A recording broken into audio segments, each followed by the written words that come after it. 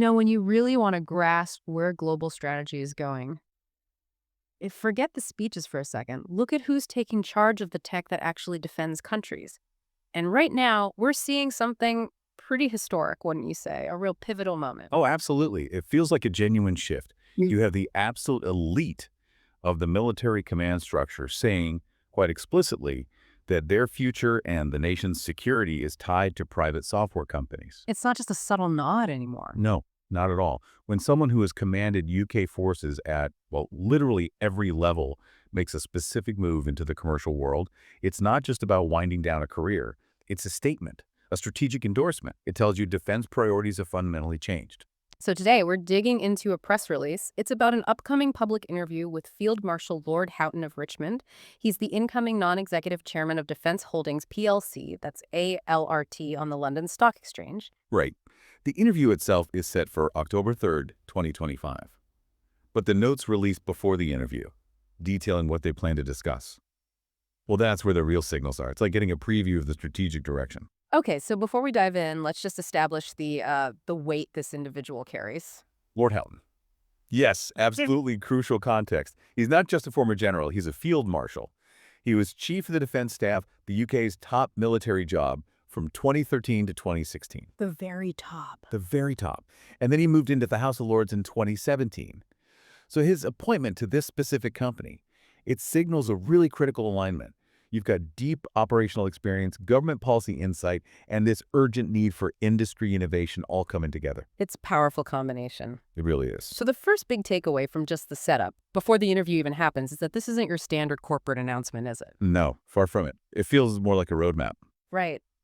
We're going to be pulling out the key insights here on the future of defense leadership, the absolute centrality now of tech like AI and cyber, and crucially, this evolving relationship, maybe even dependency between government and private industry. Exactly. This is where that high-level defense strategy visibly intersects with, well, the commercial bottom line. #I, defining the new defense landscape. Okay, let's start with the company itself, Defense Holdings PLC. The press release makes a point of calling them the UK's first listed software-led defense company.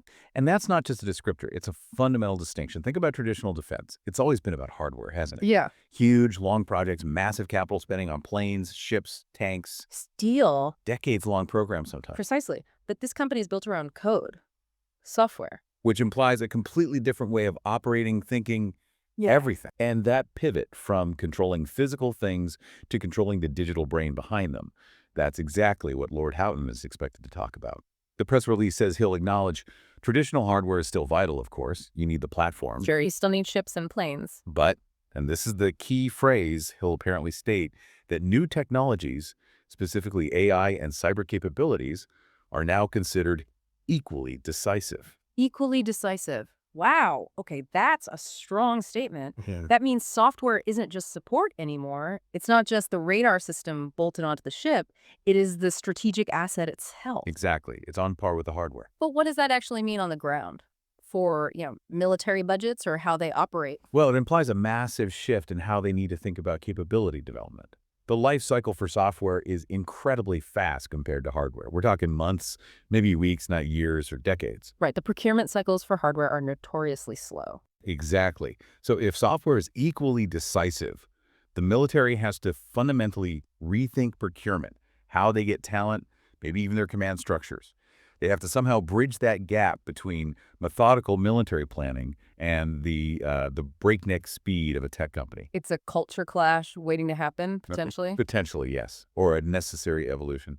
It's basically acknowledging that the next conflict might hinge on who has the better algorithm update, not just who has more tanks. Which leads us straight into the big policy questions they flagged for this interview. They're not shying away from the tough stuff. No, it seems designed to tackle them head on.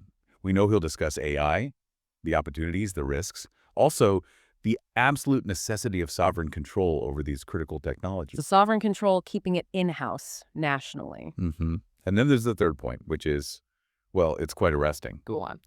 The press release states the interview will address the question of whether the UK needs to adopt more of a wartime footing because of rising global tensions. Hold on. Wartime footing? In a press release for a company chairman appointment, that's That's extraordinary language. It is. It really jumps out. What does that phrase even mean today? It sounds like something out of the 1940s. It suggests way more than just, modernizing the army. Historically, yes, it meant total mobilization. Industry, economy, everything redirected by the government for national security. Right. In today's context, especially coming from a software-led company, it probably implies something different but equally urgent. Maybe dramatically speeding up regulations, much deeper public-private integration, maybe fast-tracking digital capabilities on a massive scale. So it's like a warning shot, saying the tech race is so critical it demands the kind of national focus usually reserved for actual wars. That's how it reads. It frames this whole digital shift not just as a business opportunity, but as a matter of national survival. That kind of language definitely suggests a pretty stark internal view of the current global risks. Okay, so this brings us to the core question, really. Why would someone like Lord Houghton, with his background, his status, why join a commercial company like Defense Holdings now? Right, that's the natural question. Let's be a bit cynical. Is it just about opening doors? Does a non-executive chair, even a field marshal, actually influence the tech? Or is it more about, well, high-level lobbying? It's a fair question, and stakeholders will certainly ask it. The access he provides, undeniably, is significant to government international partners. But the press release pushes hard on the strategic alignment angle. Okay, so what is the official rationale? What does he say? His quote is very carefully worded and I think quite revealing. He says he's delighted and excited, standard stuff, but specifically because Defense Holdings is, and this is the key bit, the first defense company to have been conceived by design to help deliver the outcomes of the emerging defense industrial strategy. By design. That sounds intentional. Extremely. It sets them apart from, say, the legacy defense giants who maybe spent the last decade trying to bolt AI or cyber onto older structures and processes. So Defense Holdings was built from the ground up for this new digital era. That's the claim, that they are inherently agile, focused on digital sovereignty, and built explicitly to exploit this digital revolution for the UK's advantage. Which presumably makes them very attractive if you're the government trying to implement a strategy that needs speed and digital focus. Exactly. They're positioning themselves as potentially faster, more aligned with where the strategy documents say things need to go compared to the more traditional players. The super tankers of the old defense world. You could put it that way. Yep. And he directly connects this to the government's stated goals. Houghton says the company's ultimate aim, and why he's joining, is to deliver the most significant capability aspiration of the recent Strategic Defense Review, lethal advantage to the UK's armed forces. Lethal advantage. Another strong phrase. What does that actually mean when we're talking about software? It's not like they're building a bigger gun. No, but it's about enabling the effective use of force. In the digital context, lethal advantage likely means things like superior intelligence, faster decision-making, better targeting through AI, more resilient networks. Getting actionable information to the right people faster than the adversary. Precisely. Making better decisions quicker. It suggests the software isn't just for HR systems. It's intended to be mission critical, right at the sharp end, ensuring UK forces stay ahead of potential rivals. So it ties the company's commercial success directly to achieving national security outcomes. That's the narrative, yes. Houghton's role and the so what for stakeholders. Okay, we've got the why, the strategic alignment. Now, what does this mean for Defense Holdings, for its investors, its stakeholders? How does having a field marshal as chairman actually change things on a practical level? Well, the strategic value he brings is immense. His name alone carries weight across government, within the armed forces where trust is absolutely everything, and with key international allies. Instant credibility, basically. Huge credibility. Plus, he brings that deep, lived operational experience to the boardroom. It helps ensure the company's strategy stays grounded in what the military actually needs, the operational realities.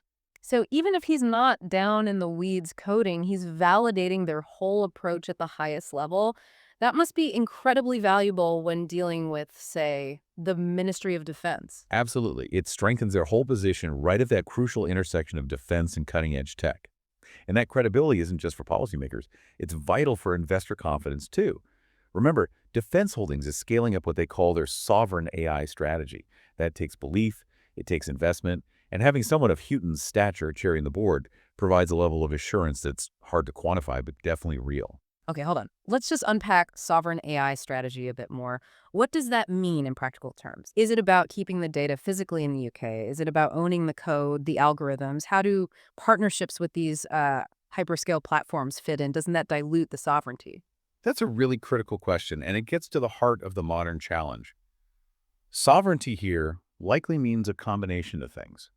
Firstly, yes, ensuring the data used to train the AI models is nationally controlled, secure from foreign eyes or interference. Secondly, it means developing and owning the core intellectual property, the algorithms themselves within the UK. So UK tech, UK data. Right. Now, the hyperscale platforms, it usually refers to the big global cloud providers, your AWS, Google Cloud, Microsoft Azure. The idea is to use their powerful infrastructure, their computing power, but to build distinct, nationally controlled applications on top of it. Ah, okay. So you leverage the global tech giants infrastructure, but the actual sensitive application layer of the AI models, the decision logic that remains purely British, developed and controlled here. That's the goal. It aims to mitigate the risk of relying on foreign tech for critical functions, especially if geopolitical tensions rise. Lord Houghton joining essentially validates the seriousness of that whole approach. It says, yes, building our own national AI capability this way is strategically vital. Especially if you're simultaneously talking about a wartime footing. You'd want your core tech to be unquestionably under your own control. You absolutely would. His presence streams this is serious, nationally important work. And just circling back to the interview itself, the press release mentions he'll also reflect on his career, commanding forces at all levels, and how this whole relationship between government, military, and industry has changed. Which should be fascinating. He's lived that evolution and is now navigating it from the commercial side. It really encapsulates this whole shift in the defense sector. Hashtag outro. When you step back and look at the whole picture, the main point is pretty clear, isn't it? You have a field marshal, a former chief of the defense staff, taking the chair at a software-led company. That's arguably the strongest signal possible that the digital revolution, AI, cyber, the speed of data, isn't just a nice-to-have feature for defense anymore. It's the main event. It's the central strategic focus. It's how you achieve those big goals like lethal advantage.